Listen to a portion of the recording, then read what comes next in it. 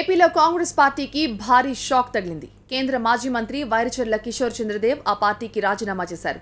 ఇప్పటికే రాజీనామా లేఖను పార్టీ అధ్యక్షుడు రాహుల్ గాంధీకి పంపించినట్లుగా కిషోర్ దేవ్ చెప్పారు. కాంగ్రెస్లో తనలాంటి సీనియర్లకు గౌరవం లేదని కిషోర్ చంద్రదేవ్ చెప్పుకొచ్చారు. బీజేపీతో కలిసి వెళ్లే పార్టీలోకి వెళ్లేది లేదని స్పష్టం చేశారు. ఢిల్లీలో మిత్రులతో చర్చించిన తర్వాత ఏ పార్టీలో చేరేది త్వరలోనే చెబుతానన్నారు. ఒక పార్టీలో మనం చెప్పిన దానికి విలువ ఉంటే, మనం చెప్పిన సలహాలు వాళ్ళు అంగీకరిస్తే ఆ పార్టీలో నుండి ఏదో ఒక ప్రయోజనం తప్పకుండా ఉంటుంది. మరి అది లేనప్పుడు ఈ పార్టీలో ఎందుకు ఉండడం నేను చాలా ఆలోచించాను. ఈ నిర్ణయం తీసుకోవడం మాత్రం చాలా బాధాకరమైన నిర్ణయం తీసుకోవాల్సిందని నేను చేస్తాను. సులువైంది కాదు. 45 సంవత్సరాలు నా పొలిటికల్ లైఫ్ అని ఒక పార్టీలో అవ్వట్లేదు.